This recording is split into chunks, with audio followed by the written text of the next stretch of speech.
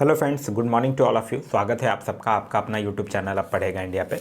आज हम लोग इस वीडियो में देखेंगे जो हम लोगों ने बिहार सचिवालय सहायक के एग्ज़ाम के लिए यानी बिहार थर्ड सीजीएल के एग्ज़ाम के लिए जो हम लोगों ने प्रैक्टिस सेट स्टार्ट कर रखा है, उस प्रैक्टिस सेट्स में आज आगे बढ़ते हुए हम लोग देखेंगे मॉडल प्रैक्टिस सेट नंबर 2। इससे पहले जो मॉडल प्रैक्टिस सेट नंबर 1 जो है वो ऑलरेडी अपलोडेड है। अगर आप नहीं देखे हैं तो जाकर प्लेलिस्ट से देख सकते हैं। इसका अगर आप लोगों को पीडीएफ चाहिए तो पीडीएफ के लिए वीडियो के दिए गए डिस्क्रिप्शन लिंक्स या फिर टेलीग्राम में जाकर आप सर्च कर सकते हैं अब पढ़ेगा इंडिया। वहाँ जो ग्रुप आएगा उसको ज्वाइन कर लीजिए, वहाँ इसका पीडीएफ जो है वो प्रोवाइड करवा दिया गया है।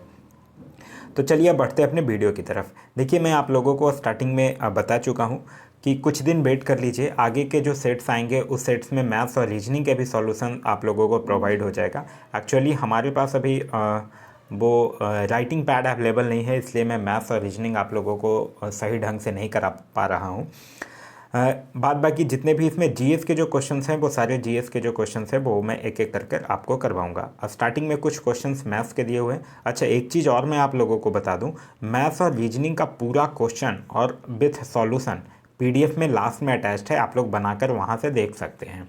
और पीडीएफ के लिए मैं बता ही दिया कि वो टेलीग्राम पे आप लोगों को मिल जाएगा। टेलीग्राम के लिए आप लोग जाकर टेलीग्राम में सर्च कर लीजिएगा अब पढ़ेगा इंडिया। तो अब हम लोग स्टार्ट करते हैं जीके के क्वेश्चन से। आज का जो हमारा पहला क्वेश्चन है जीके का वो यह कह रहा है कि किस चार्टर के द्वारा भारत में ईसाई मिशनरियों को औपचारिक रूप से धर्म प्रचार करने की अनुमति जो है वो दी गई है। तो यह किस चार्टर अधिनियम के द्वारा दिया गया? 1813 के चार्टर अधिनियम के द्वारा। तो इस क्वेश्चन का सही आंसर होगा वो होगा ऑप्शन नंबर डी, 1813 के चार्टर अधिनियम।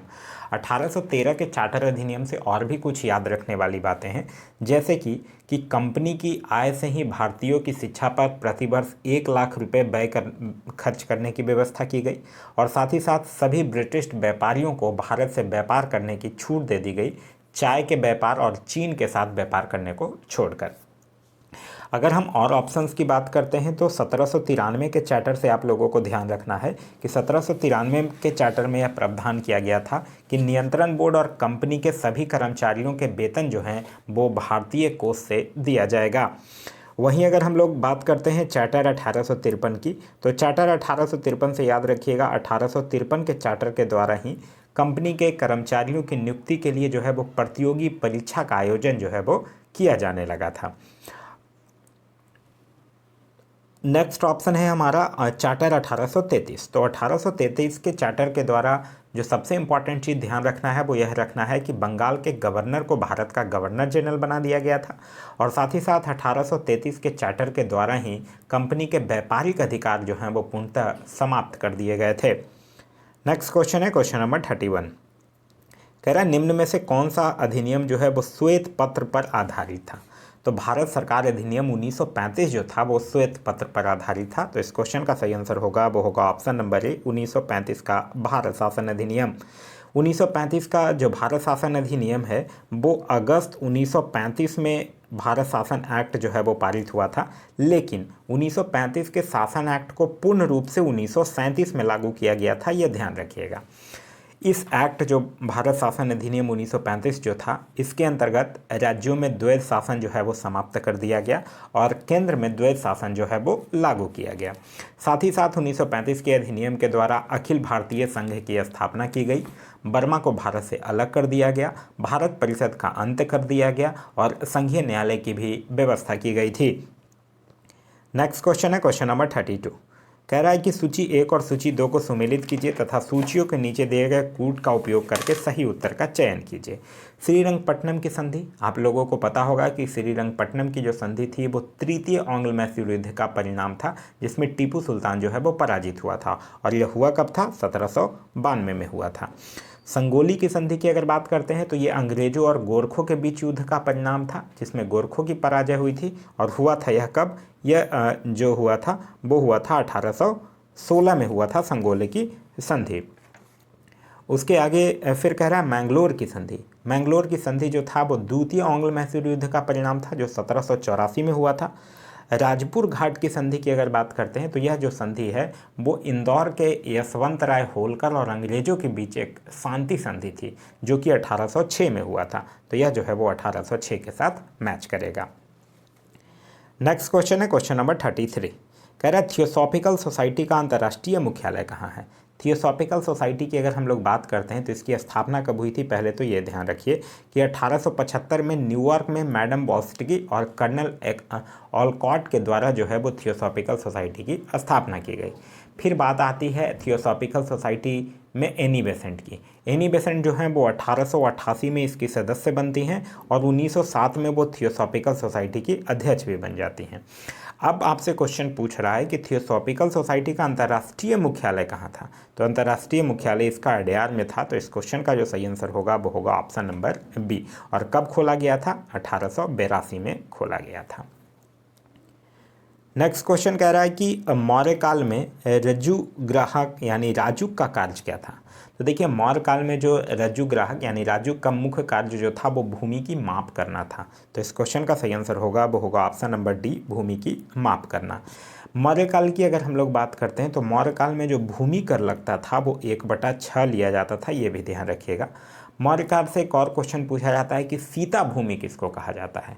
तो सीता भूमि जो है वो सरकारी भूमि को कहा जाता था और बिना वर्षे के अच्छी खेती होने वाली भूमि को आदेव मात्रिक कहा जाता था, ये भी ध्यान रखिएगा। नेक्स्ट क्वेश्चन है क्वेश्चन नंबर 35। कह रहा है नाइट ब्लाइंडनेस किसकी कमी के कारण होता है। तो नाइट ब्लाइंडनेस किसके कमी के कारण, विटामिन ए की कमी के कारण। तो इस क्वेश्चन का सही आंसर होगा वो होगा ऑप्शन ए, विटामिन ए। और विटामिन ए का केमिकल नेम जो होता है वो रेटिनॉल होता है। विटामिन बी की अगर बात करते हैं तो विटामिन B1 की कमी से बेरी बेरी नामक रोग होता है। और विटामिन BA का जो केमिकल नेम होता है वो क्या होता है, थाइमीन होता है। विटामिन सी की अगर बात करते हैं तो विटामिन सी का रासायनिक नाम होता है अस्कॉर्बिक एसिड और इसकी कमी से अस्कर्बी होता है। विटामिन डी की अगर बात करते हैं तो इसका रासायनिक नाम है कैल्सीफेरोल और इसके कमी से बच्चों में रिकेट्स और एडल्ट्स में क्या होता है, ऑस्टियोमेलेसिया होता है। क्लियर है, चलिए नेक्स्ट है क्वेश्चन नंबर 36 कि रेडियो धर्मीयता की खोज किसने की थी। रेडियो धर्मीयता और रेडियो सक्रियता दोनों अलग अलग चीज़ है, इस दोनों में कभी नहीं कंफ्यूज होना है।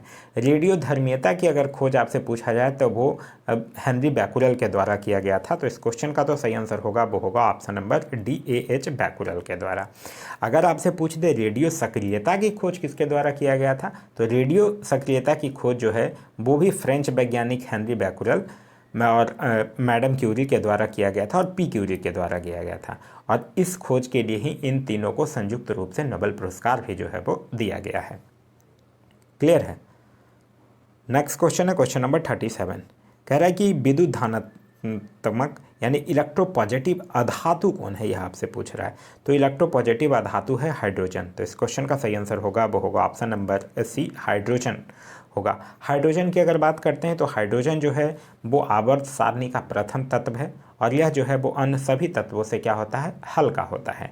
हाइड्रोजन जो होता है उसके 3 समस्थानिक होते हैं। हाइड्रोजन गैस का उपयोग जो है वो हैबर विधि से अमोनिया के उत्पादन में होता है और हाइड्रोजन जो होता है वो सभी अम्लों में अनिवार्य रूप से पाया जाता है। नेक्स्ट है कि सीसा संचायकों में प्रयुक्त अम्ल होता है। तो सीसा संचायकों के रूप में H2SO4 का किया जाता है। तो इस क्वेश्चन का जो सही आंसर होगा वो होगा ऑप्शन नंबर सी, H2SO4 जो होता है वो प्रयुक्त होता है। एक क्वेश्चन आपसे और पूछा जाता है कि सीसा का निष्कर्षण जो होता है वो मुख्यतः किससे किया जाता है। तो सीसा का निष्कर्षण जो है वो मुख्यतः गैल्ना यानी कि PBS से किया जाता है और सीसा जो होता है वो सर्वाधिक अस्थायी तत्व भी होता है, यह आपको ध्यान रखना है। नेक्स्ट है कि अब बच्चों के गुब्बारों को फुलाने के लिए किस गैस का उपयोग किया जाता है। तो इसके किस गैस का किया जाता है, हीलियम गैस का किया जाता है। तो इस क्वेश्चन का सही आंसर होगा वो होगा ऑप्शन नंबर सी, हीलियम किया जाता है। हाइड्रोजन की अगर बात करते हैं तो हाइड्रोजन भी क्या होता है, सबसे हल्का गैस होता है लेकिन ये ज्वलनशील होता है, इसलिए हाइड्रोजन का गैस का यूज नहीं किया जाता है। हाइड्रोजन से अगर आपको याद रखना है तो हाइड्रोजन से आप याद रख सकते हैं, हाइड्रोजन की खोज जो है वो 1766 में हेनरी कैवेंडिश के द्वारा किया गया था और हाइड्रोजन जो है वो आवर्त सारणी का एकमात्र ऐसा तत्व है जिसके नाभिक में न्यूट्रॉन नहीं पाया जाता है। नेक्स्ट है कि मनुष्य के लिए अति आवश्यक पोषक तत्व कौन है। तो मनुष्य के लिए अति आवश्यक पोषक तत्व कौन है, वसा, कार्बोहाइड्रेट, प्रोटीन और खनिज सब है। तो इस क्वेश्चन का सही आंसर होगा वो होगा ऑप्शन नंबर सी। इसमें अगर हम लोग कार्बोहाइड्रेट की बात करते हैं तो मानव शरीर की जो 50 से लेकर लगभग 75% तक की ऊर्जा की आवश्यकताओं की पूर्ति जो है वो कौन करता है, कार्बोहाइड्रेट ही करता है। लेकिन अगर वसा की बात करते हैं तो वसा भी जो है वो 1 ग्राम वसा के पूर्ण ऑक्सीजन से 9.2 किलो कैलोरी ऊर्जा जो है वो प्राप्त होती है। प्रोटीन की अगर बात कीजिए तो प्रोटीन शरीर का लगभग 15% भाग जो होता है वो प्रोटीन से बना होता है। तो इस क्वेश्चन का जो सही आंसर होगा वो होगा ऑप्शन नंबर सी। नेक्स्ट है कि घरों में विद्युत संयंत्र जोड़े जाते हैं। तो घरों में जो विद्युत संयंत्र होता है वो पैरेलल श्रेणी में यानी समानांतर क्रम में जोड़ा जाता है। तो इस क्वेश्चन का जो सही आंसर होगा वो होगा ऑप्शन नंबर बी, समानांतर क्रम में जोड़ा जाता है। अगर देखिए जो डोमेस्टिक इलेक्ट्रिसिटी सप्लाई होता है, मतलब घरेलू विद्युत सप्लाई जो होता है, उसमें दी जाने वाली विद्युत जो होती है वो कितना होता है, 220 वोल्ट की एसी धारा होती है और इसकी आवृत्ति जो होती है वो 50 हर्ट्ज होता है। और जनरली जिससे घर में बल्ब, ट्यूब, टीवी ये सब जो चलता है वो धारा जो होता है वो 5 एम्पियर का होता है। लेकिन अगर आप इंडक्शन, इलेक्ट्रिक हीटर या फिर आयरन ये सब अगर यूज करते हैं तो उसका जो धारा होता है वो 15 एम्पियर का होता है, ये ध्यान रखिएगा। नेक्स्ट है क्वेश्चन नंबर 42 कि ध्वनि की गति जो है वो सर्वाधिक होती है। तो ध्वनि की गति आप लोग पढ़ रखे होंगे कि ध्वनि की जो चाल होती है वो सबसे अधिक किस में, ठोस में, उसके बाद द्रव में और उसके बाद गैस में होती है। तो यहाँ ठोस कौन है, स्टील है। तो यानी इस क्वेश्चन का सही आंसर होगा वो होगा ऑप्शन नंबर बी, स्टील में।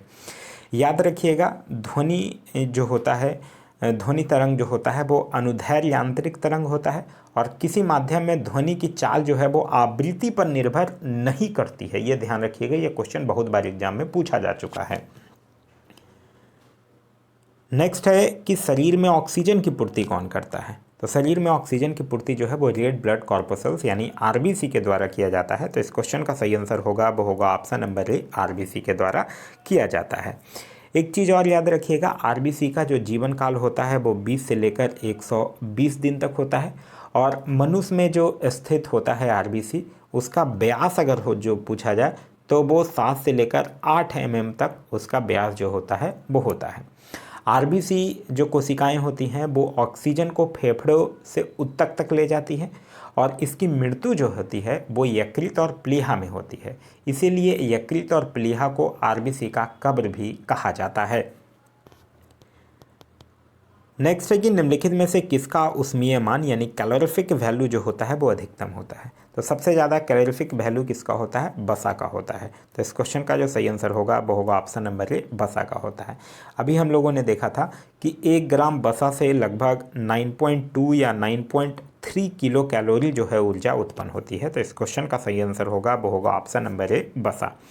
अगर यही हम लोग कार्बोहाइड्रेट की बात करते हैं तो कार्बोहाइड्रेट जो होता है वो कार्बन, हाइड्रोजन और ऑक्सीजन इन तीनों के 1:2:1 के अनुपात से मिलकर बने कार्बनिक पदार्थ को हम लोग क्या कहते हैं, कार्बोहाइड्रेट कहते हैं। फिर कार्बोहाइड्रेट जो होता है वो मोनोसैकेराइड, डाइसैकेराइड और पॉलीसैकेराइड में बटा हुआ होता है।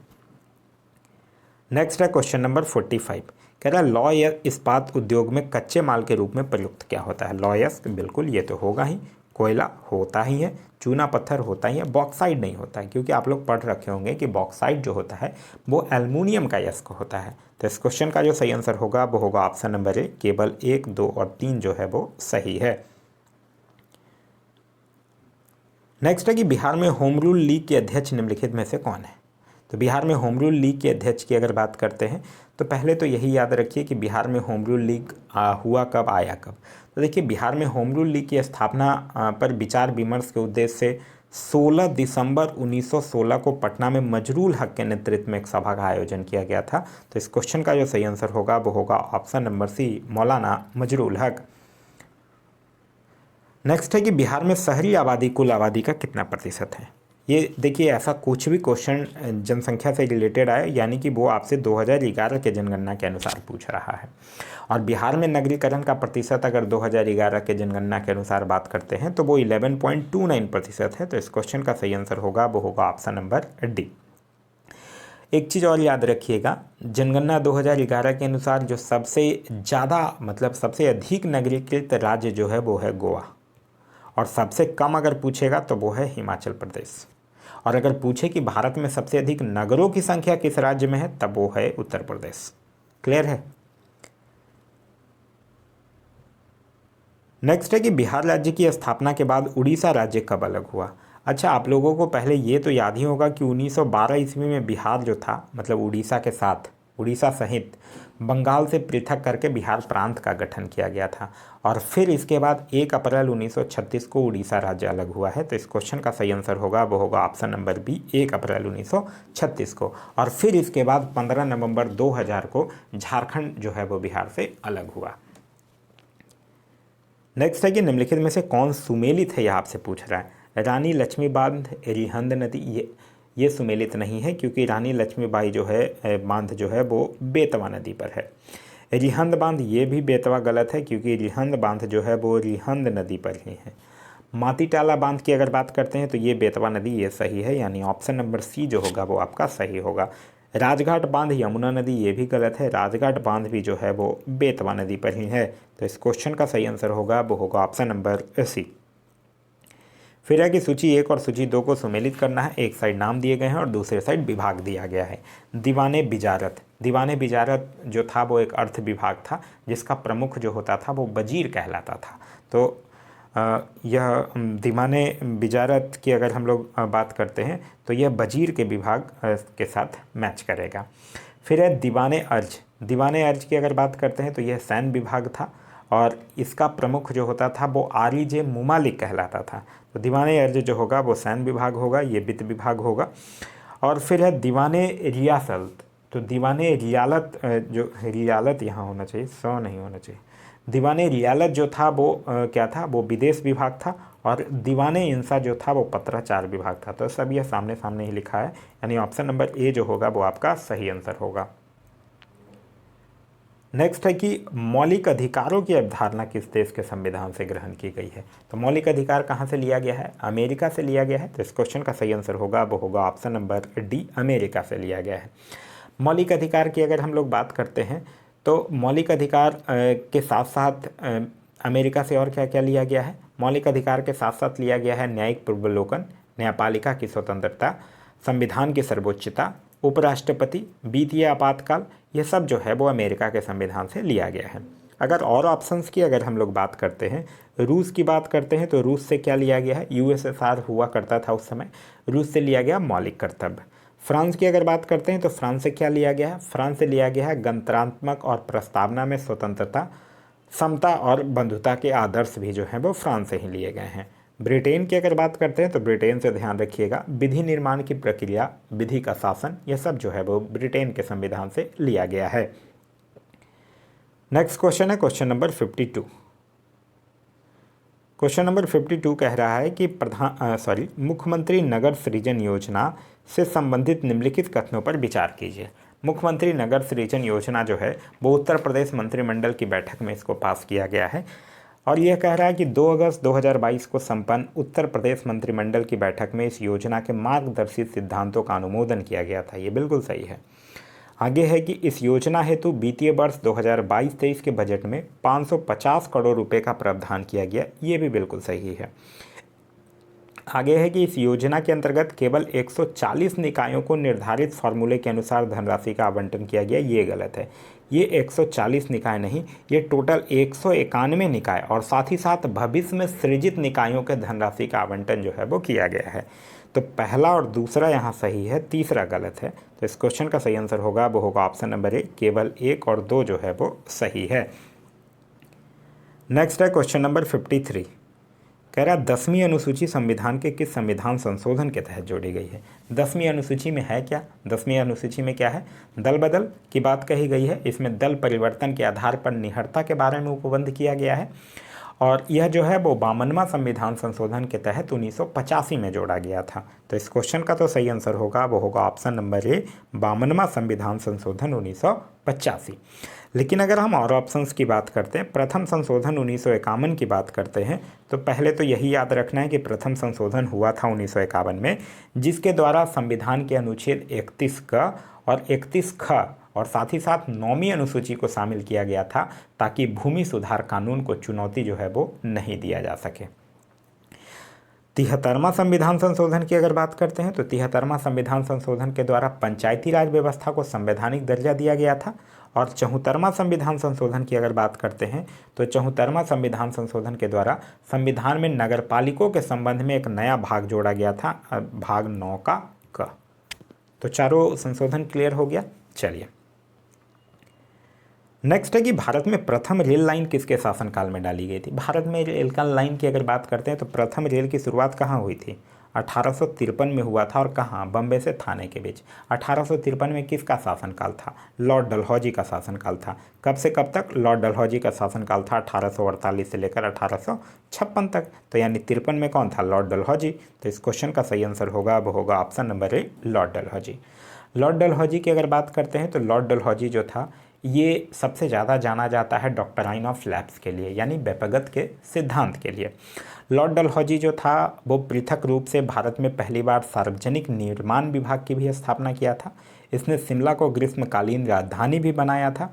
और लॉर्ड डलहौजी के शासनकाल में ही 1854 में डाक टिकट का प्रचलन हुआ था और साथ ही साथ लोक शिक्षा विभाग की भी स्थापना की गई थी।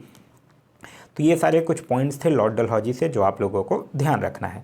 मैं जनरली वही पॉइंट आप लोगों को रिकॉल करवाता हूँ जो अक्सर एग्जाम में पूछे जाते हैं। तो जो एक्स्ट्रा फैक्ट्स है वो आप लोगों के लिए काफ़ी इंपॉर्टेंट है क्योंकि बोर्ड से क्वेश्चंस आप लोगों को ज़्यादा मिलेगा। अब इसके बाद थोड़े मैथ्स के क्वेश्चंस कुछ दिए गए हैं। मैथ्स के क्वेश्चंस जो भी दिए गए हैं उसका सॉल्यूशन और क्वेश्चन जो है वो पीडीएफ में अटैच्ड है। पीडीएफ के लिए आप लोग टेलीग्राम ग्रुप ज्वाइन कर सकते हैं। चलिए नेक्स्ट क्वेश्चन है क्वेश्चन नंबर 65। कह रहा है मई 2022 में किस देश ने वर्ष 2022 के अंत तक दुनिया का सबसे बड़ा पेट्रोलियम अनुसंधान केंद्र का निर्माण करने की घोषणा किया है। तो यह किस देश ने किया है? यह किया है कुवैत ने। कुवैत एक्चुअली मध्य पूर्व में एक स्थित एक देश है। कुवैत जो है वो एक अरबी शब्द है जिसका मतलब होता है पानी के करीब एक महल। तो इस क्वेश्चन का जो सही आंसर होगा वो होगा ऑप्शन नंबर बी, कुवैत में। नेक्स्ट है कि सल्तनत की राजधानी के रूप में आगरा की स्थापना किसने की थी? आगरा की स्थापना, आगरा शहर की नींव कब डाला गया था? 1504 में। और डाला कौन था? सिकंदर लोदी। और फिर 1506 में क्या हुआ था? आगरा को राजधानी घोषित किया था सिकंदर लोदी। तो इस क्वेश्चन का जो सही आंसर होगा वो होगा ऑप्शन नंबर ए, सिकंदर लोदी। सिकंदर लोदी जो था वो भूमि के मापन के लिए प्रामाणिक पैमाना एक गजे सिकंदरी का प्रचलन भी किया था।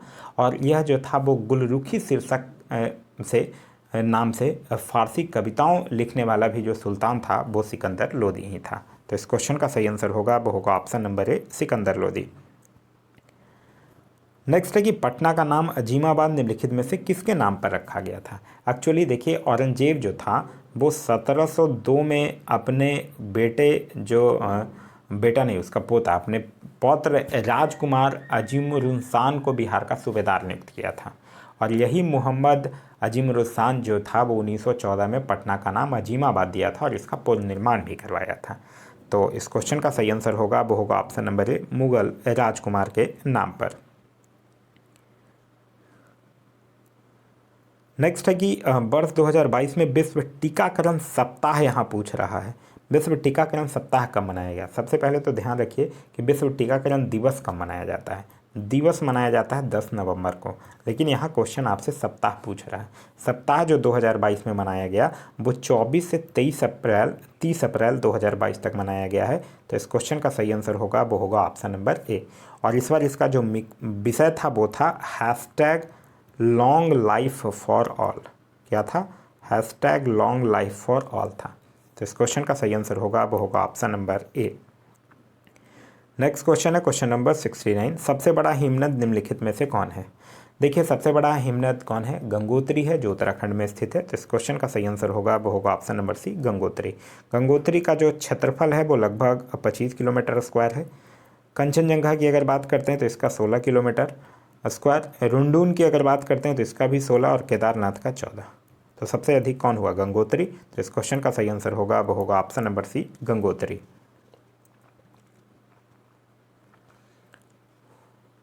फिर इसके बाद कुछ मैथ्स के क्वेश्चन दिए गए हैं। चलिए जीएस वाले सारे क्वेश्चंस मैं आप लोगों को करवा दे रहा हूँ और मैथ्स रीजनिंग वाले का सॉल्यूशन जो है वो पीडीएफ में अटैच है।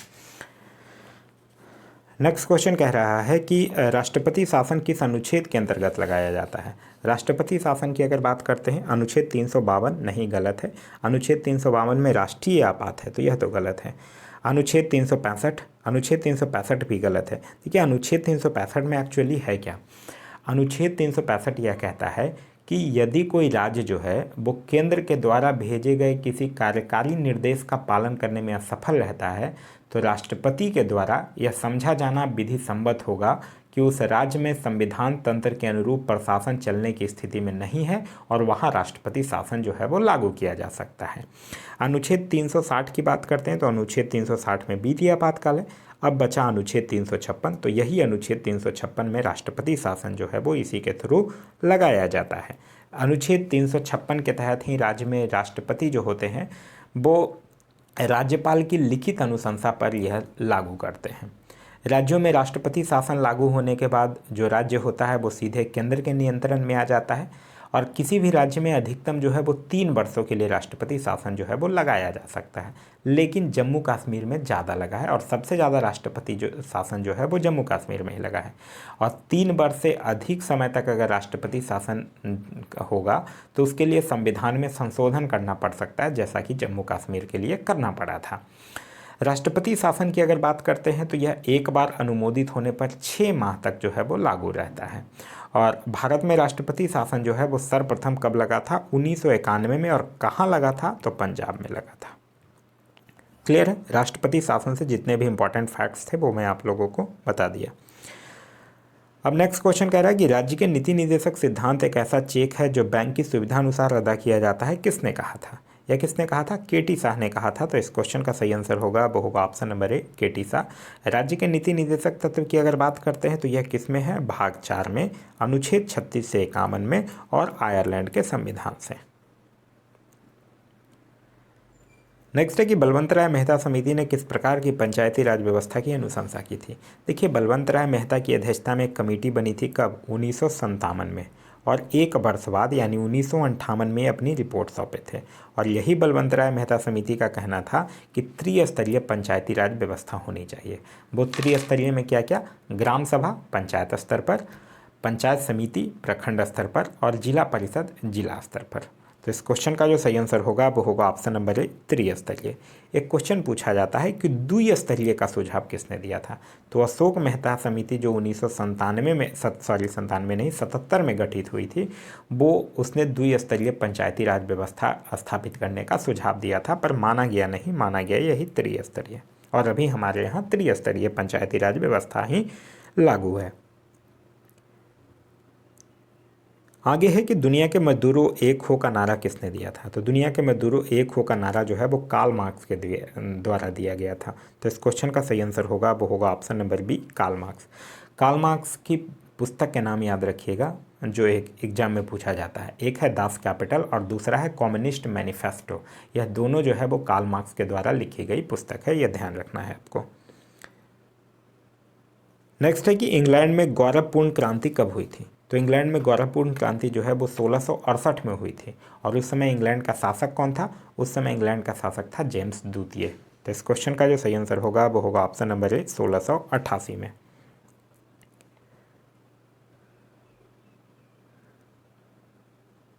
नेक्स्ट है कि आपातकालीन अधिकार संविधान के साथ धोखा है, यह किसका कथन है? तो यह कथन था हृदयनाथ कुंजरू का। तो इस क्वेश्चन का सही आंसर होगा वो होगा option number C, Hridaynath Kunzru का। हृदयनाथ कुंजरू जो थे वो एक स्वतंत्रता सेनानी थे और साथ ही साथ राज्य पुनर्गठन आयोग के सदस्य भी थे। और ये जो भारतीय संविधान के लिए जो संविधान सभा का गठन हुआ था उसमें भी यह सदस्य थे। तो इस क्वेश्चन का सही आंसर होगा वो होगा ऑप्शन नंबर सी। नेक्स्ट है कि निम्नलिखित में से कौन सा रीट जो है वो व्यक्तिगत स्वतंत्रता का मैग्ना कार्टा कहा जाता है? देखिए जब कोई व्यक्ति की प्रार्थना पर जारी किया जाता है जो रीट, मतलब यह समझा जाता है कि उसे अवैध रूप से बंदी बना गया है तो वो प्रार्थना करता है तो जारी किया जाता है, उसको कहा जाता है बंदी प्रत्यक्षीकरण। और यही रीट जो है वो व्यक्तिगत स्वतंत्रता का मैग्ना कार्टा कहा जाता है। तो इस क्वेश्चन का सही आंसर होगा वो होगा ऑप्शन नंबर सी, बंदी प्रत्यक्षीकरण। रीट जो है वो 5 तरह का होता है। सर्वोच्च न्यायालय उच्च न्यायालय दोनों जारी कर सकता है। सर्वोच्च न्यायालय 32 के तहत और अनुच्छेद 226 के तहत उच्च न्यायालय। नेक्स्ट है कि भौगोलिक क्षेत्रफल की दृष्टि से भारत में बिहार का क्रम क्या है। तो बिहार का क्रम 12वां है। तो इस क्वेश्चन का सही आंसर होगा वो होगा ऑप्शन नंबर सी, 12वां है। बिहार से और भी रिलेटेड याद रखिएगा, अभी रिसेंटली बीपीएससी का एग्जाम हुआ था, उसमें पूछा गया है कि बिहार का क्षेत्रफल कितना था। तो बिहार का क्षेत्रफल है 94,193 वर्ग किलोमीटर। बिहार की अगर और बात करते हैं तो बिहार का अक्षांशीय विस्तार जो है वो 24 डिग्री 20 मिनट 10 सेकंड से लेकर 27 डिग्री 31 मिनट 15 सेकंड उत्तरी अक्षांश में है। अगर देशांतरीय विस्तार आपसे पूछता है तो वो 83 डिग्री 19 मिनट 50 सेकंड से लेकर 88 डिग्री 17 मिनट 40 सेकंड पूर्वी देशांतर में बिहार जो है वो स्थित है। बिहार की लंबाई की अगर बात करते हैं तो बिहार की लंबाई उत्तर से दक्षिण अगर पूछे तो 345 किलोमीटर है, और बिहार की चौड़ाई यानी पूरब से पश्चिम अगर आपसे पूछे तो वो 483 किलोमीटर है। बिहार का जो क्षेत्रफल है वो पूरे भारत का क्षेत्रफल का 2.86% है। तो ये सारी चीज़ें बिहार से इंपॉर्टेंट है जो ध्यान रखना है। नेक्स्ट है कि उत्तरी अमेरिका का सुपीरियर झील का क्षेत्र प्रसिद्ध है। तो उत्तरी अमेरिका का सुपीरियर झील का जो क्षेत्र है वो लॉयस्क का भंडार है। तो इस क्वेश्चन का जो सही आंसर होगा वो होगा ऑप्शन नंबर सी, लॉयस्क भंडार है, यानी ऑप्शन नंबर ए जो होगा वो सही होगा। सुपीरियर झील की बात करते हैं तो सुपीरियर झील जो है वो कनाडा और अमेरिका की सीमा पर स्थित एक झील है, और यह झील जो है वो आकार की दृष्टि से विश्व का तीसरा और ताजे पानी की सबसे बड़ी झील है, यह ध्यान रखना है। नेक्स्ट है कि भारतीय संविधान का भाग 16 जो है वो संबंधित है। तो भारतीय संविधान का भाग 16 जो है वो किसे, प्रशासनिक अधिकरण से नहीं, प्रशासनिक अधिकरण से भाग 14 का क जो है वो संबंधित है। अखिल भारतीय सेवाओं से नहीं, अखिल भारतीय सेवाओं से भाग 14 संबंधित है। वित्त आयोग से नहीं, वित्त आयोग जो है वो भाग किस में है, 12 में है। कुछ वर्गों के लिए विशेष उपबंध से, तो हाँ ये किस में है, अनुच्छेद 16 में है, भाग 16 में है, और अनुच्छेद 330 से लेकर 342 तक है। क्लियर है। तो इस क्वेश्चन का जो सही आंसर होगा वो होगा ऑप्शन नंबर डी। नेक्स्ट है क्वेश्चन नंबर 90 कि जब कोई वस्तु वृत्तीय मार्ग पर एक समान चाल से गति करती है तो क्या होगा। तो उसका वेग जो है वो परिवर्तनीय नहीं होगा। तो इस क्वेश्चन का सही आंसर होगा वो होगा ऑप्शन नंबर सी।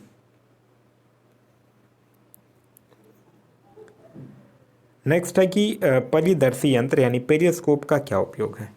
तो पेरिस्कोप एक्चुअली पनडुब्बियों में से बाहर की वस्तुओं को देखने के लिए पेरिस्कोप यंत्र का प्रयोग किया जाता है। तो इस क्वेश्चन का सही आंसर होगा वो होगा ऑप्शन नंबर सी।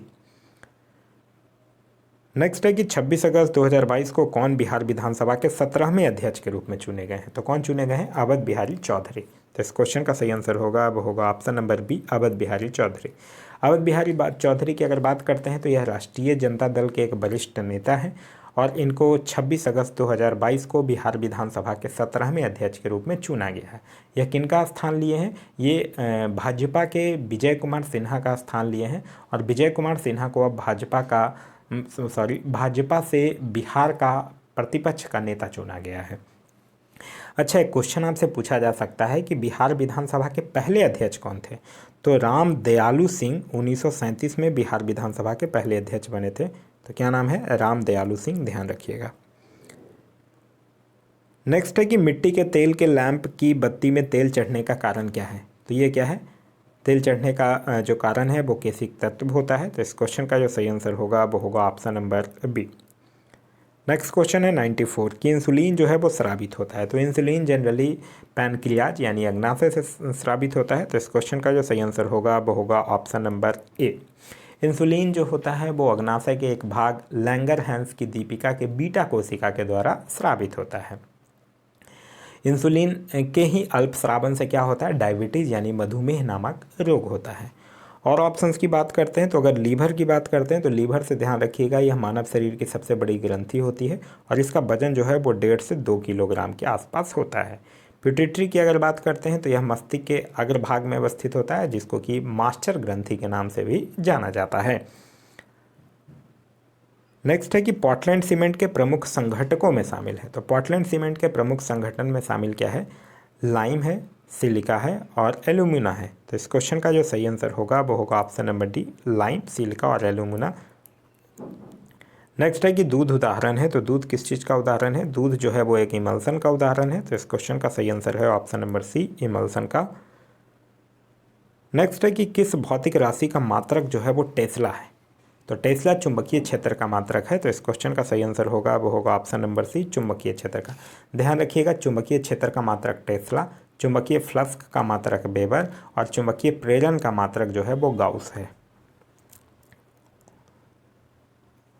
नेक्स्ट है कि निम्नलिखित में से कौन सी बीमारी जो है वो कीड़ों के द्वारा प्रसारित होती है? टाइफाइड नहीं, मस्तिष्क शोथ नहीं, प्लेग नहीं। तो यानी इस क्वेश्चन का सही आंसर होगा वो होगा ऑप्शन नंबर डी, इनमें से कोई नहीं। टाइफाइड की अगर बात करते हैं तो टाइफाइड हो गया, प्लेग हो गया, डिप्थीरिया हो गया, निमोनिया हो गया, हैजा हो गया, यह सब जो है वो जीवाणु के द्वारा होता है। और पोलियो, चेचक, खसरा, रेबीज ये सब जो होता है वो विषाणु के कारण होता है, ध्यान रखिएगा। नेक्स्ट है कि निम्न में से कौन सा रसायन जो है वो वोटिंग स्याही में प्रयोग होता है? जो वोटिंग करने में वो मतलब जो नेल्स होते हैं, नाखून होता है, उस पर जो स्याही लगाया जाता है, उसमें किसका प्रयोग किया जाता है? सिल्वर नाइट्रेट का, जिसको कि हम लोग क्या कहते हैं? लूनर कास्टिक भी कहते हैं। और यह जो सिल्वर नाइट्रेट होता है ये एक्चुअली सिल्वर पर गर्म एवं तंतु नाइट्रिक अम्ल की अभिक्रिया के द्वारा बनाया जाता है और लेबोरेटरी में इसका प्रयोग जो है वो अभिकर्मक के रूप में भी किया जाता है। तो इस क्वेश्चन का सही आंसर होगा वो होगा ऑप्शन नंबर ए, सिल्वर नाइट्रेट।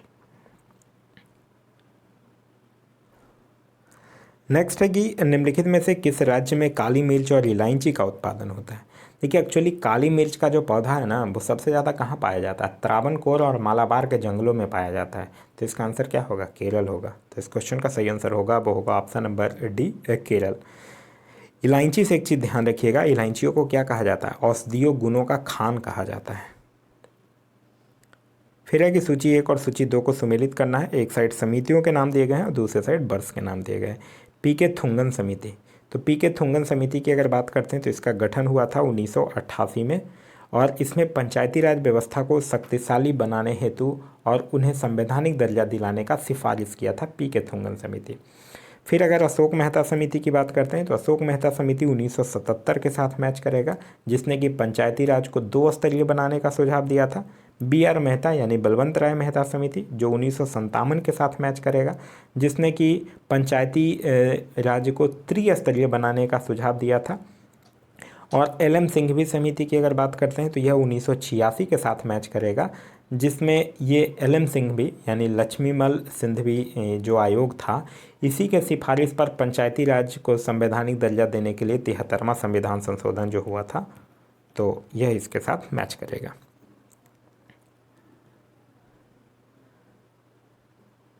नेक्स्ट है कि राज्य में महाधिवक्ता पद का उल्लेख भारतीय संविधान के किस अनुच्छेद में किया? महाधिवक्ता का पूछ रहा, तो महाधिवक्ता किया गया अनुच्छेद 165 में। महाधिवक्ता की नियुक्ति जो है वो राज्यपाल के द्वारा किया जाता है और यह राज्यपाल के प्रसाद प्रयत्न जो है वो पद धारण कर सकता है। राज्यपाल जो होगा वो किसी भी ऐसे व्यक्ति को महाधिवक्ता नियुक्त कर लेगा जो उच्च न्यायालय के न्यायाधीश होने की योग्यता रखता है। और ऑप्शंस की बात करते हैं तो अनुच्छेद 76 के अनुसार केंद्र में महान्यायवादी का प्रावधान किया गया है और अनुच्छेद 89 के अनुसार भारत का उपराष्ट्रपति जो है वो राज्यसभा का पदेन सभापति होगा, यह कहा गया है। नेक्स्ट है कि सौरमंडल का सबसे ठंडा ग्रह कौन है? देखिए, जो सूर्य से जितना दूर रहेगा वो उतना ही ठंडा रहेगा। तो सूर्य से सबसे दूर कौन है? नेपच्यून यानी कि वरुण। तो इस क्वेश्चन का सही आंसर होगा वो होगा option number C, Varun. Varun की अगर बात करते हैं तो इसकी खोज जो है वो 1846 में एक जर्मन खगोलक थे जिनका नाम था जॉन गाले, उनके द्वारा किया गया था। वरुण का सतह का जो तापमान होता है वो लगभग -224 डिग्री सेल्सियस जो होता है कि होता है। इसके चारों ओर अति शीतल मीथेन का बादल जो है वो छाया हुआ होता है। नेक्स्ट है कि भारत का रूड जो है वो किस नदी? ये रूड पता है क्या है? ये जर्मनी में एक क्षेत्र है और जर्मनी में एक क्षेत्र है जो कोयला, लौह या फिर अन्य खनिजों के उत्पादन के दृष्टिकोण से बहुत समृद्ध है, उसी को रूड़ कहा गया है। तो इसीलिए भारत का रूड़ पूछ रहा कि किस नदी बेसिन को कहा जाता है, तो भारत का रूड़ जो है वो दामोदर नदी बेसिन को कहा जाता है, क्योंकि दामोदर क्षेत्र में ही अधिक मात्रा में कोयला, लौह और खनिज जो है वो पाए जाते हैं, इसीलिए इसको भारत का रूड़ जो है वो कहा जाता है।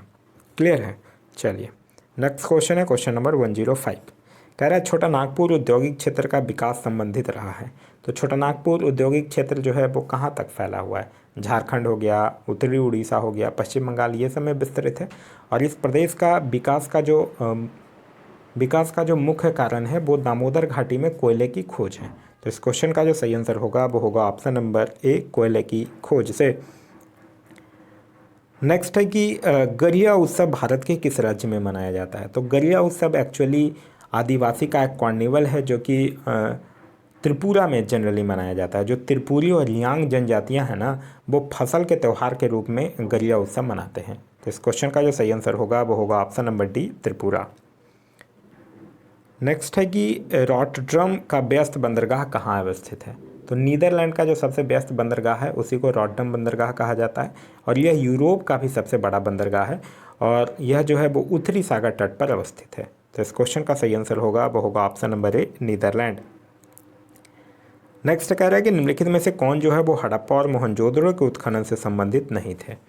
तो आर.डी. बनर्जी थे, एम.एम. बस थे, के.एन. दीक्षित। ये कल ही मैं पढ़ाया हूँ आप लोगों को, जब रात को घटना चक्र वाला जो सीरीज में कल हम लोग जब सिंधु सभ्यता देखे थे तब ये क्वेश्चन आया था।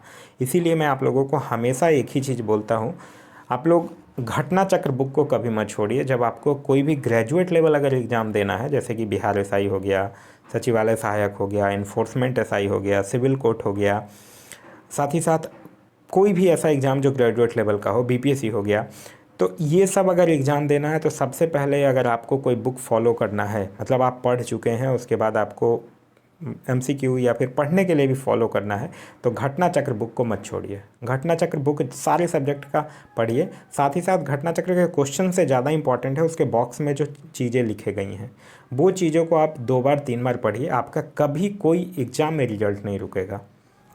तो घटना चक्र बुक को आप लोग एकदम लाइन बाय लाइन फॉलो कीजिए, बहुत इंपॉर्टेंट है। तो इस क्वेश्चन का आंसर होगा B.A. स्मिथ। ये जो थे वो एक्चुअली एक कला इतिहासकार के रूप में प्रसिद्ध थे। इनका हड़प्पा और मोहनजोदड़ो के उत्खनन से संबंध नहीं है। नेक्स्ट है क्वेश्चन नंबर 9। ये भी देखिए वही का क्वेश्चन है कि स्थापित सिंधु घाटी सभ्यता जिन नदियों के तट पर बसी थी वो थी। ये भी कल क्वेश्चन आया था, ये भी घटना चक्र का एज इट इज क्वेश्चन है। देखिए मोस्टली जो क्वेश्चन है ना, या प्रैक्टिस सेट जितना आप बनाइएगा ना, एक प्रैक्टिस सेट में अगर 100 क्वेश्चन है या फिर 50 क्वेश्चन है, 75 क्वेश्चन है, जितना भी क्वेश्चन है उसका 60% भाग घटना चक्र से एज इट इज लिया हुआ था। चाहे कोई भी पब्लिकेशन वाला बुक हो, क्वेश्चन पूछने का स्टाइल बदल देगा, ऑप्शन बदल देगा, कुछ भी कर लेगा, लेकिन 60% क्वेश्चन एज इट इज आप मान के चलिए घटना चक्र के बुक से लिया हुआ रहेगा। तो अगर हम बात करते हैं यहाँ की सिंधु, तो हाँ ये है, गंगा नहीं है, ब्रह्मपुत्र भी नहीं है, और झेलम है।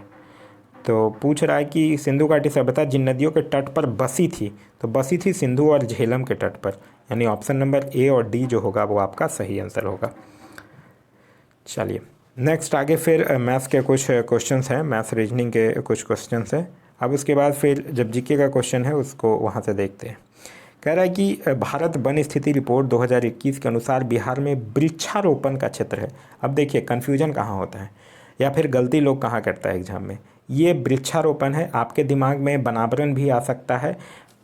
तो यहाँ ये चीज़ आप लोगों को वृक्षारोपण और वनावरण दोनों चीज़ में समझना है कि दोनों चीज़ अलग अलग है। बिहार में वृक्षारोपण की अगर बात करते हैं तो वो कितना है, 2341 वर्ग किलोमीटर है, जो कुल भौगोलिक क्षेत्रफल का 2.48% है।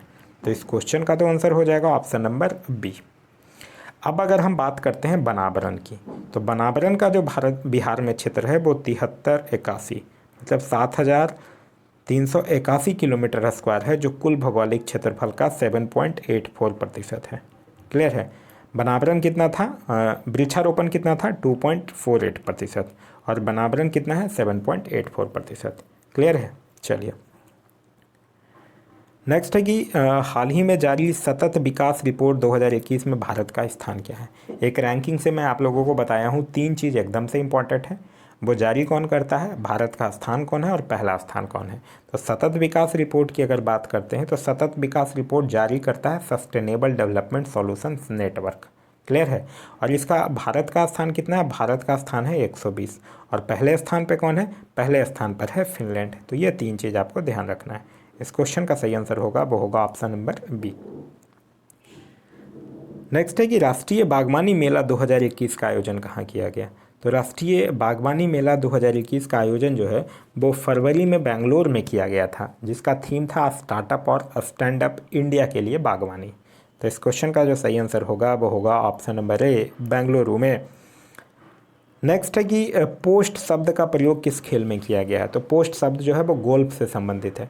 पोस्ट हो गया, bogie, cart, drive, eagles, address, ये सब जो है वो किससे संबंधित है, गोल्फ से संबंधित है। तो इस क्वेश्चन का सही आंसर होगा वो होगा option number D, golf. Golf से क्वेश्चन पूछा जाता है कि आधुनिक गोल्फ का खेल जो है वो कहाँ में शुरू हुआ है। तो आधुनिक गोल्फ का जो खेल है वो सर्वप्रथम स्कॉटलैंड में शुरू हुआ था, ध्यान रखिएगा। नेक्स्ट है कि कंप्यूटर की एक मेनू में लिस्ट होती है। तो कंप्यूटर के एक मेनू में कमांड्स की लिस्ट होती है। तो इस क्वेश्चन का सही आंसर होगा वो होगा ऑप्शन नंबर बी। नेक्स्ट है कि मिस यूनिवर्स का पुरस्कार जीतने वाली प्रथम भारतीय महिला निम्न में से कौन है। देखिए, मिस यूनिवर्स की अगर बात करते हैं तो भारत की 3 महिलाओं ने अभी तक मिस यूनिवर्स जीता है। सबसे पहले सुष्मिता सेन जीती हैं 1994 में, फिर उसके बाद लारा दत्ता जीती हैं 2000 में, फिर उसके बाद हरनाज सिंधु जीती हैं 2021 में। यहाँ आपसे सबसे पहला पूछ रहा है तो सुष्मिता सेन जो होगा वो आपका सही आंसर होगा। अच्छा, अब एक चीज़ और आपसे पूछा जा सकता है, ये तो मिस यूनिवर्स है, अगर आपसे पूछ लिया जाए कि मिस वर्ल्ड का पुरस्कार जीतने वाली प्रथम भारतीय महिला कौन है, तो वो थी रीता फारिया। आगे है माई प्रेसिडेंशियल ईयर्स पुस्तक के लेखक कौन है। तो माई प्रेसिडेंशियल ईयर पुस्तक के लेखक हैं आर वेंकटरमन। तो इस क्वेश्चन का सही आंसर होगा वो होगा option number C, R Venkataraman. Next है कि राजीव गांधी अंतर्राष्ट्रीय विमानपत्तन कहाँ स्थित है। राजीव गांधी अंतर्राष्ट्रीय विमानपत्तन से अभी करंट में मैं आप लोगों को पढ़ाया था कि भारत में पूर्ण रूप से निजी क्षेत्र, मतलब पूरी तरह से निजी क्षेत्र के द्वारा संचालित प्रथम हवाई अड्डा जो है वो यही राजीव गांधी अंतर्राष्ट्रीय विमानपत्तन है, जो कि कहाँ स्थित है, हैदराबाद में स्थित है। तो इस क्वेश्चन का सही आंसर होगा वो होगा ऑप्शन नंबर डी, हैदराबाद में। नेक्स्ट है कि एड्स का पूर्ण रूप क्या है। तो एड्स का पूर्ण रूप होता है एक्वायर्ड इम्यूनो डिफिशियंसी सिंड्रोम, और यह जो है वो असुरक्षित यौन संबंध या रक्तदान में अनियमितता या फिर नशीले पदार्थों का अत्यधिक सेवन करने से जो है वो ये रोग फैलता है। और एक टेस्ट पढ़े होंगे आप, एलिसा टेस्ट, यही HIV वायरस की जांच करने के लिए ये एलिसा टेस्ट जो है वो किया जाता है। तो इस क्वेश्चन का सही आंसर होगा वो होगा option number C, acquired immunodeficiency syndrome. Next है कि दूध के फटने से कौन सा एसिड उत्पन्न होता है। तो दूध के फटने से लैक्टिक एसिड उत्पन्न होता है। तो इस क्वेश्चन का सही आंसर होगा वो होगा option number C, lactic acid. सिरका में कौन होता है, एसेटिक। इमली में टॉर्टेरिक, नींबू में सेट्रिक, अंगूर में टॉर्टेरिक, टमाटर में ऑक्जेलिक। तो ये सब याद रखिएगा। नेक्स्ट है कि संतरे किसके प्रबल स्रोत होते हैं। तो संतरा में विटामिन पाया जाता है, कौन सा, विटामिन सी, जिसकी कमी से स्कर्वी रोग होता है और जिसका केमिकल नाम है स्कॉर्बिक एसिड। यहाँ आपसे पूछ रहा क्या होता है, तो विटामिन होता है, यानी ऑप्शन नंबर डी जो होगा वो आपका सही आंसर होगा। नेक्स्ट है कि एंटीटॉक्सिन का इंजेक्शन किसकी रोकथाम के लिए दिया जाता है। तो एंटीटॉक्सिन का इंजेक्शन जो है वो टीटनेस के रोकथाम के लिए दिया जाता है। टीटनेस रोग जो होता है वो तंत्रिका तंत्र को प्रभावित करता है, और यह जो है वो क्लॉस्ट्रीडियम टेटनी नामक जीवाणु के कारण टीटनेस रोग जो है वो होता है। नेक्स्ट है कि सूची 1 और सूची 2 को सुमेलित करना है। एक साइड नाम दिए गए हैं और एक साइड सिंबल्स दिए गए हैं। चांदी की अगर बात करते हैं तो चांदी का होता है AG, सोना का होता है AU, पारा का होता है HG और सीसा का होता है PB। और ये SN किसका होता है, टीन का होता है SN। ठीक है, अब इसके आगे फिर से वही कुछ क्वेश्चंस जो हैं वो मैथ्स रीजनिंग के दिए गए हैं, जिसका सॉल्यूशन जो है वो मैं PDF के लास्ट में, देखिए मैं PDF के लास्ट में अटैच कर दिया हूँ। साथ ही साथ एक चीज़ और मैं आप लोगों को बता दूँ कि इसके PDF इस सेट के लास्ट में, इस बुक में जुलाई 2021 के कुछ समसामयिक घटनाक्रम भी दिए गए हैं, उसका भी मैं जो है स्नैपशॉट इस PDF के लास्ट में अटैच कर रखा हूँ। तो आप लोग वहाँ से जाकर इसका जो है वो स्नैपशॉट से आप इसको पढ़ सकते हैं। PDF के लिए आप लोग टेलीग्राम ग्रुप पर जाके PDF डाउनलोड कर सकते हैं। तो यह रहा आज का वीडियो। आज का वीडियो आप लोगों को कैसा लगा कमेंट करके ज़रूर बताइएगा। साथ ही साथ इस वीडियो से कुछ सीखने के लिए मिला तो एक लाइक ज़रूर कर दीजिएगा। वीडियो पसंद आ रहा है तो अपने दोस्तों के साथ शेयर करना ना भूलें। अभी तक आप इस चैनल पर नए हैं या चैनल को सब्सक्राइब नहीं किए हैं तो चैनल को सब्सक्राइब कर लीजिए, और साथ ही साथ बेल आइकन दबा लीजिए ताकि हमारे सारे वीडियो के नोटिफिकेशन जो है वो आपको मिलते रहें। Thanks for watching.